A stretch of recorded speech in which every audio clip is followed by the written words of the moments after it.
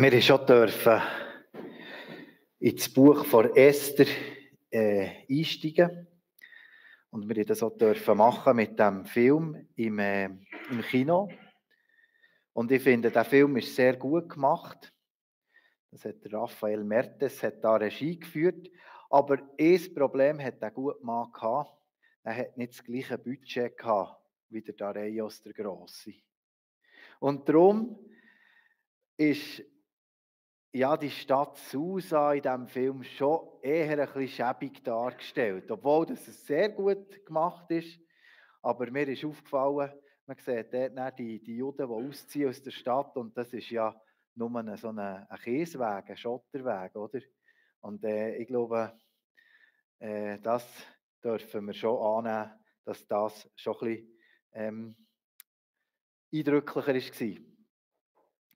Ich habe da ein Modell gefunden von dieser Stadt Susa. Und wir dürfen uns das vorstellen, die Stadt Susa ist so in einem Tal inne und nachher 40 Meter über der Stadt hat jeder Hügel befestigt. Also sogar hier kommt es jetzt nicht so eindrücklich vor. Ist das da 40 Meter eine hohe Plattform. Und auf dieser Plattform oben ist der ganze Palastbezirk. Hier noch von der anderen Seite. Also es wäre jetzt gerade von der anderen Seite. Da seht ihr, der Palast ist nochmal wie erhöht. Und das Tor, das da erwähnt wird, das Tor vom König, das könnt ihr übrigens im Louvre in Paris kann man das besichtigen, weil die Stadt heute sieht so aus. Da ist nicht mehr gerade viel Bausubstanz vorhanden, aber wir stehen jetzt genau wieder vor dem Tor. Also da könnt ihr euch vorstellen, dass das Tor, das ihr vorhin hier gesehen habt, das wäre jetzt genau das Fundament. Und das ist also im Louvre in Paris ausgestellt. Die Iraner oder die Perser hatten dazu mal ein Abkommen gehabt, am Anfang des 20. Jahrhunderts. Das ist, glaube ich, 1907 herum. Dass die Perser alles Gold dürfen behalten, was sie ausgraben, und die Franzosen nehmen alle Statuen und alle Keramikplatten und alles können sie auf Paris zügeln. So ist das dort gelaufen. Und darum ist da leider nicht mehr so viel vorhanden. Aber eben, es muss ein riesengroßes Gebäude gewesen sein, eindrücklich, wirklich eben 40 Meter über der Stadt und dann nochmal der Palast, nochmal erhoben, dass ihr euch auch so ein bisschen die Szenerie vorstellen könnt. Das ist so wie der Aspekt. Und der andere Aspekt möchte ich auch noch kurz erläutern. Das ist ja die biblische Geschichte. Die wird ja ständig gesagt, ja, das ist irgendwie Legenden oder ist irgendwie, das ist wahrscheinlich nicht so genau gewesen. Aber ich finde es sehr spannend, wenn es hier heißt, eben vom Tor vom König, und dass man das kann wie lokalisieren kann. Das weiss man, das ist das Tor vom Dareios, das ist das Dareios-Tor. Kann man auch nachweisen mit Inschriften, die man dort gefunden hat, dass das wirklich als Königstor bezeichnet ist worden. Und eben auch das Fest, das ja am Abschluss vom Estherbuch beschrieben wird, das Purim-Fest, das ja heute die Juden auch noch feiern, man weiß nicht, woher das kommt. Also, ja, wenn wir ja mit Weihnachten und Ostern, das habt ihr vielleicht auch schon mitbekommen, oder? Ostern heisst, ja, das ist irgendwie, das geht auf ein heidnisches Frühlingsfest zurück, oder Weihnachten, das ist klar, das ist die Wintersommerwende, wenn die Tage wieder länger werden, das kann man irgendwie so begründen. Wir wissen, dass wir eine andere Begründung haben, ich will das nicht irgendwie in Frage stellen, aber mir hat es schon interessant, dass all die Forscher geforscht haben und sie können keinen Zusammenhang finden vom Purimfest zu irgendeinem orientalischen Fest, das schon Bestand hatte. Also, für uns ist ja das logisch eigentlich das Naheliegende, dass man die Bibel liest und einmal annimmt, dass es so ist, wie es in der Bibel steht. Aber ich finde es auch ganz interessant, dass man wirklich als Wissenschaftler muss zur Erkenntnis kommen und sagen, aha, ja wahrscheinlich ist die Esther-Geschichte wirklich eine Geschichte von Leuten, die dort dabei waren, dass das so stattgefunden hat. Also, dass wir wie sagen können, wir finden archäologische Hinweise auf das, was da geschrieben ist, aber wir können wirklich auch sagen, das Buch und dann auch das Fest entspringt wirklich am Glauben. Es ist ein Glaubensfest. Es ist ein Augenzeugenbericht. Und so ist jetzt da, die Judith hat das ein bisschen gelesen und ich weiß nicht, ob ich das vorstellen könnt, wie das da gegangen ist. Aber anhand von dem können wir jetzt recht genau sagen, was in diesem Kapitel 4 gegangen ist und wie das abgelaufen ist. Und wir haben das auch schon thematisiert, dass man im Buch Esther den Namen von Gott nicht so eins zu eins findet. Also es hat nicht Gott hat das zugelassen oder Gott hat das gewirkt. Und das ist für mich auch etwas ganz schön, dass das eben gleich in der Bibel innen ist, weil die Handschrift Gottes sehen wir. Und Wunder, die berichtet werden, die werden hier ganz emotionslos berichtet. Jetzt bei Esther. Das heisst nicht, Gott hat das gewirkt, sondern es ist recht ein nüchterner Bericht.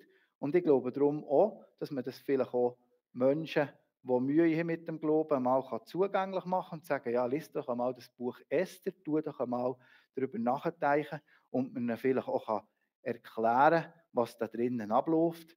Und dass man dann muss sagen, ja, es ist ja der gleiche Wunder, wie das ist passiert. Man könnte ja sagen, ja, es ist alles Zufall, aber ich glaube nicht an Zufall. Ich glaube wirklich daran, dass wir eben Wunder dürfen erleben.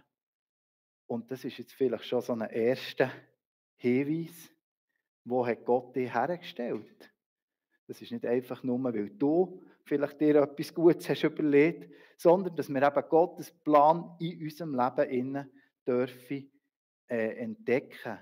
Gott führt einzelne Menschen in der Geschichte. Und Judith hat es schon gebetet. Gott setzt da Könige ab und setzt Könige ein. Wir können es manchmal nicht verstehen, aber ich glaube, gerade auch das Esther-Buch darf uns helfen, dass wir einfach auch auf Gott vertrauen und wissen, er setzt Könige ein und ab. Und er sieht jedes von uns. Also du bist auch nicht einfach irgendeine Schachfigur, die er da auf dem Spielbrett umstellt, sondern du bist Gott wichtig und er will dich brauchen, auch für die Erfüllung von seinen Plänen. Ich gehe jetzt da zurück, dass wir das da ein bisschen die bauende Sache im Hintergrund haben. Für mich ist es zuerst einmal spannend, wie das mit diesen Informationen gelaufen ist.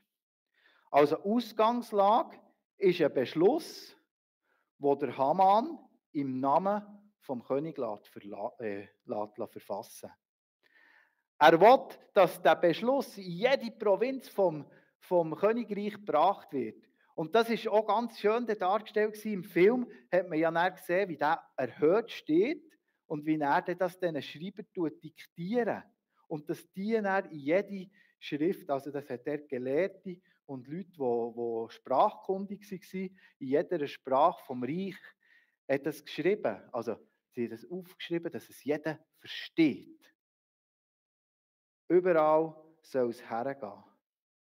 Und ich habe es schon interessant gefunden, also wir müssen jetzt hier ist der Thronsaal, da ist der Xerxes oder der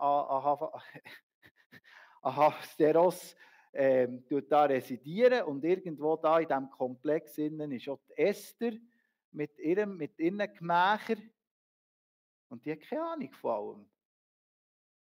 Also die ganze Welt, damals bekannt, das ganze riesige persische Reich, erfahrt von dem Beschluss, wo der Haman da hat, im Namen vom König verfassen, also dass alle Juden sollen vernichtet werden.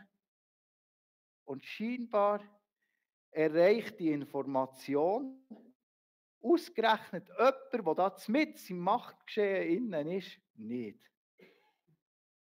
Scheinbar ist der Beschluss im Palast auch kein Thema.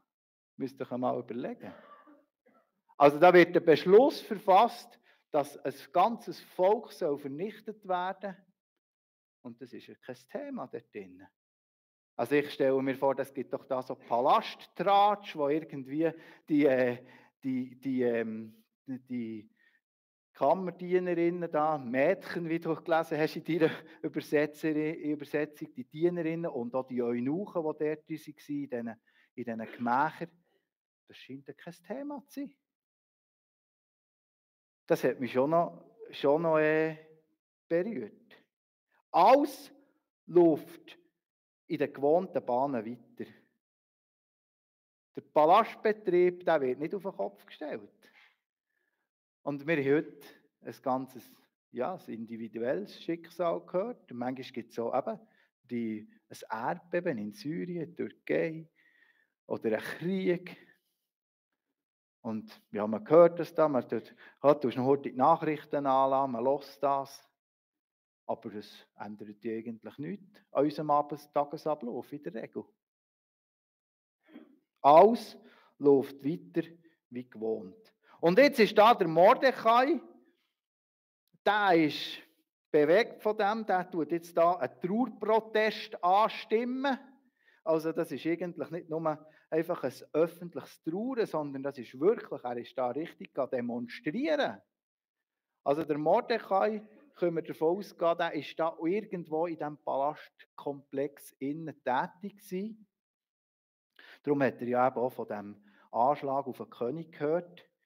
Er hat dort irgendeine Tätigkeit ausgeführt. Aber wie genau das da mit diesen Innern, aber ihr seht da die verschiedenen Höfe, die es da hat. Und er hat das eben gehört und er schreit sich jetzt Trauer aus dem Leib raus. Und er ist nicht einfach nur in seinem Kämmerchen traurig, sondern jeder soll von diesem Leiden, von dieser Not soll erfahren. Und er geht jetzt raus, es heisst, er geht mitten in die Stadt hinein, also er geht hier über die Brücke, er geht hier runter, das ist jetzt das untere Niveau, da ist die Stadt nicht gross gezeichnet, da seht ihr, dahinter ist noch Stadtmauer angedeutet. Also das ist näher der Bezirk von der Stadt und das heisst, er geht mitten in die Stadt hinein. Mit in die Stadt hinein geht er seine Not und sein Leiden rausbrüllen. Was kümmert denn das schon das einfache Volk? Was kümmert das Schicksal von einem anderen Volk? Da die Bewohner, die einfachen Handwerker und Leute, die da in dieser Stadt leben. Aber der Haman will die Information weitergeben. Was? Der Mordechai, merci. Der Mordechai natürlich, nicht der Haman. Der Haman ist der Böse, der Mordechai ist der Gute, genau. Nicht, dass wir die mischen. Der König, der muss sein Reich stabil haben. Der Adrian hat das in seiner Predigt schon gesehen, eben das mit dem Festmahl und dann die ganze Geschichte mit der Vashti. Das ist wahrscheinlich nach dieser Zeit gewesen, wo der König frisch ist gekrönt worden.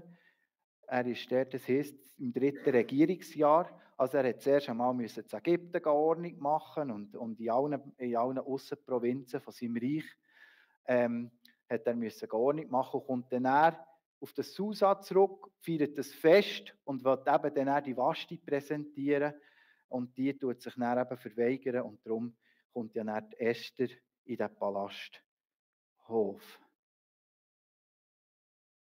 Ihr müsst mal die Situation vom König nicht vorstellen. Also der ist hier in diesem Palast, hockt da auf seinem Thron.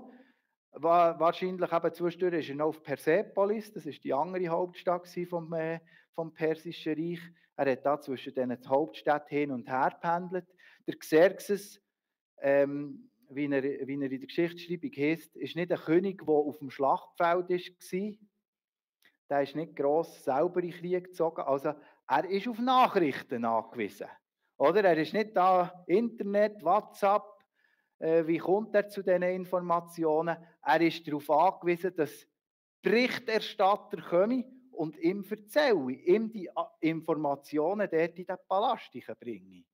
Und jetzt kommt doch ein Haman, einer, der, im Film ist er auch so dargestellt gewesen, der ein bisschen Schlitzohr ist. Er will natürlich in der Hierarchie hoch, Aber er sagt dem König auch, schau, ich schaue zu dir, ich tue dir helfen und ich helfe dir, dein Reich stabil zu halten. Und jetzt hat doch der Haman eine gute Idee. Der Haman hat eine gute Idee. Weißt du, da ist ein aufrührerisches Volk in diesem Reich. Die haben alles durchdrungen, die sind überall in den wichtigen Positionen inne. Und jetzt wäre doch das gut, wenn wir das Volk eliminieren würden. Das würde dir viel mehr Stabilität geben in dein Reich hinein. Und der Xerxes oder der Ahasveros sagt, ja, das ist doch eine super Idee. Ah, du weißt, welches Volk das ist? Ich lasse dich gerade machen. Er tut sich gar nicht mehr gross drum, weil der Haman sogar sagt, ja, das kostet dich nicht einmal etwas.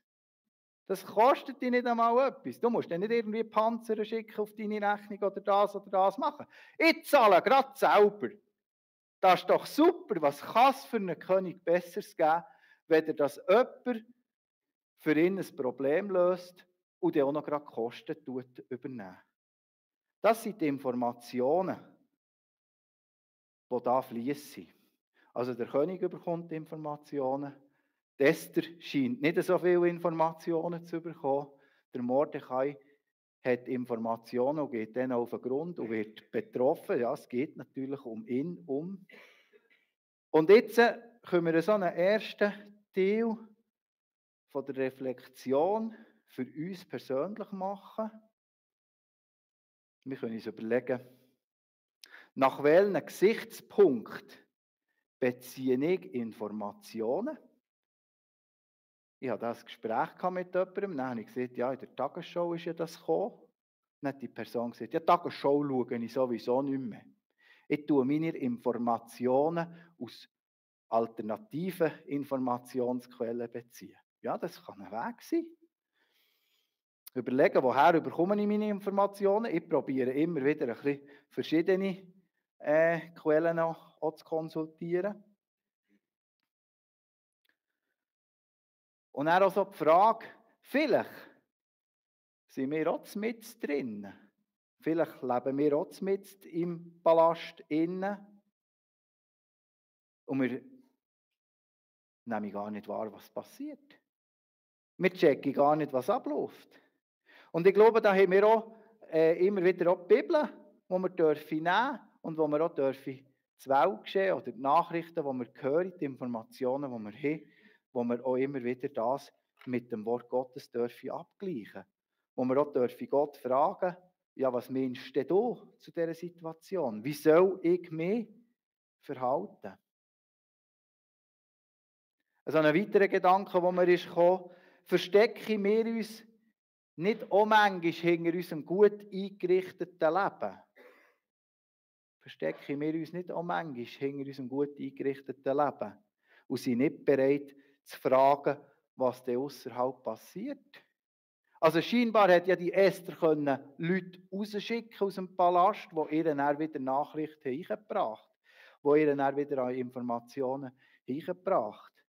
Und das hat sie aber erst gemacht, wo der Mordechai da demonstriert hat vor dem Darius-Tor. Der ist hier da vor dem Tor gestanden nachher und hat hier Lärm gemacht und demonstriert. Vielleicht hat er sogar die Leute aufgehalten, die da rein wollen, in den Palastbezirk. Er ist vor dem Bundeshaus gestanden und hat demonstriert und gerufen. Das alle gesehen haben, alle Parlamentarier, die da rein müssen, haben das gesehen. Da passiert Unrecht.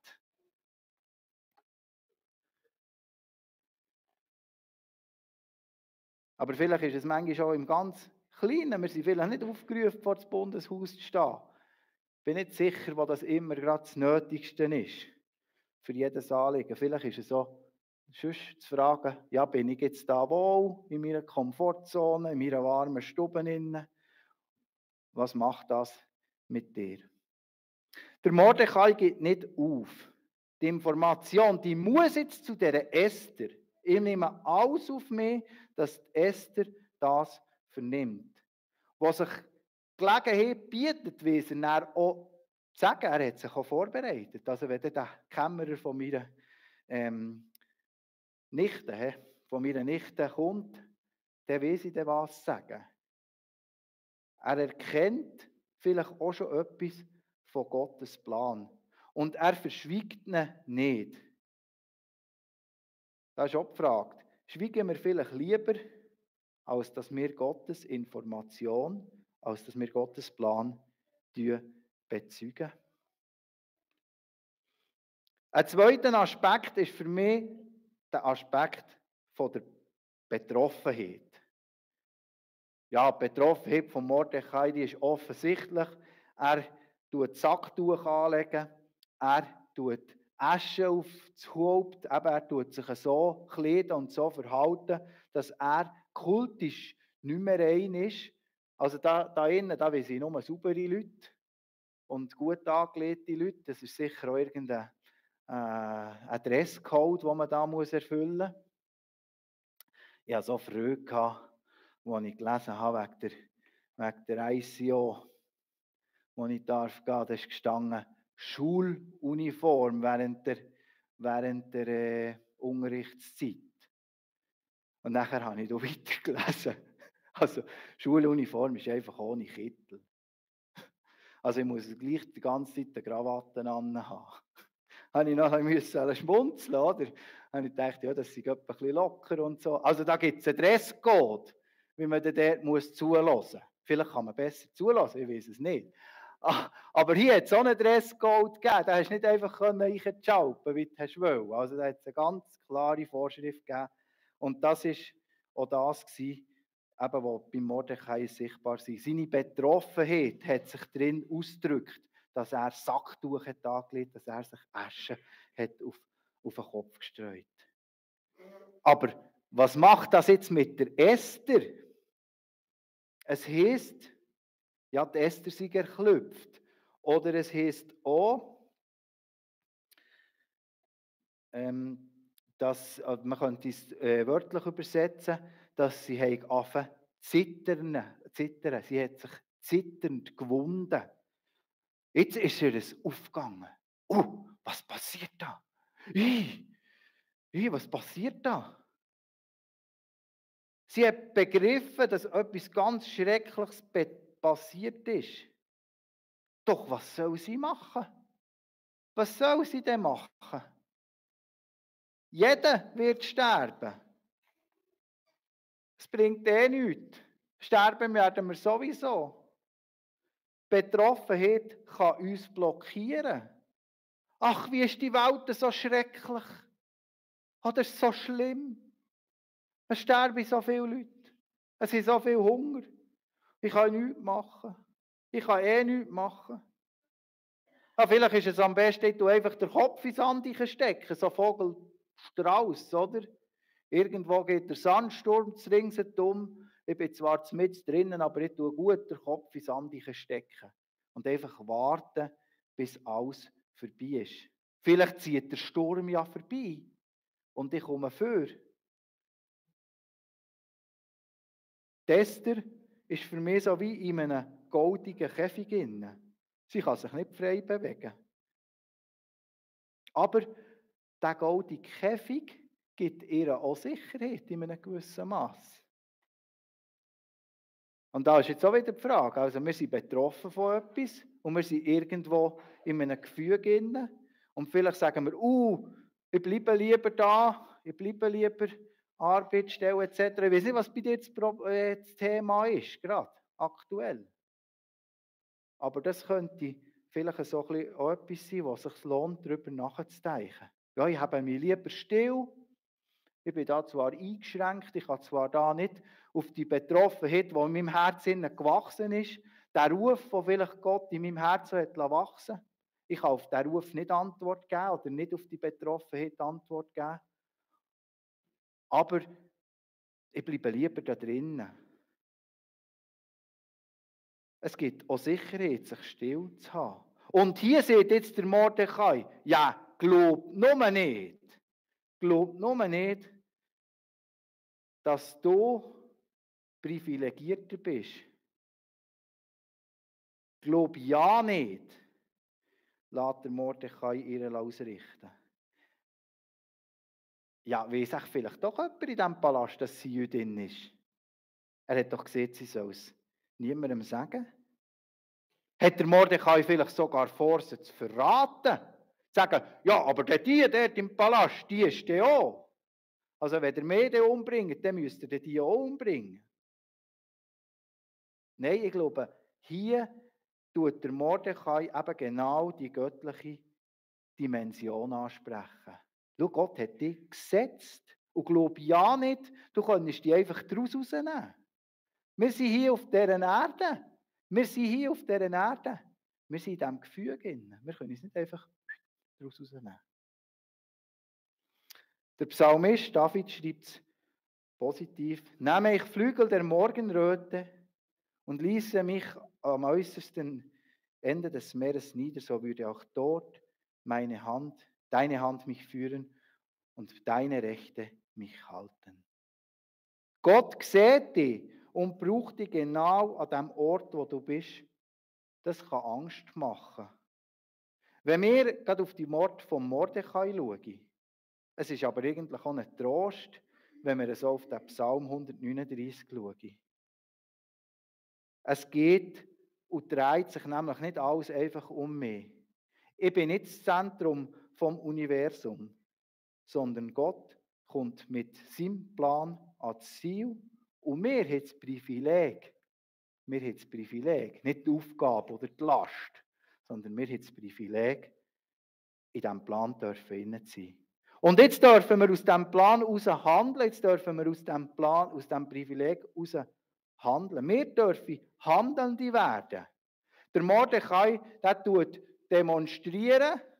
Und das ist jetzt nicht einfach einer, der sagt, ich demonstriere, für das ich ein bisschen demonstrieren kann, wie die Krawalltouristen, die es jetzt da gibt. Oder? Die gehen von Stadt zu Stadt. Du, ist jetzt das Thema das, dann tun wir für das demonstrieren. Oder ist das Thema das, tun wir für das demonstrieren. Sondern der Mordechai tut wirklich handeln, weil es auch für ihn ans Leben geht. Esther kommt aus dieser Ohnmacht, aus dieser Verzweiflung raus und wird auch wieder zu einer Handelnden. Sie erkennt, dass sie nicht im Harem vom König ist, für die eigene Sicherheit oder sogar für das eigene Vergnügen, sondern für einen Beitrag zur Rettung von ihrem Volk zu leisten. Wo stehst du? Wo sind wir unzufrieden mit unserer Situation, vielleicht mit unserem Beruf, dort, wo wir sind? Ist das vielleicht etwas, wo Gott an unser Herz legt? Es ist kein Zufall, dass du aber dort bist, wo du bist.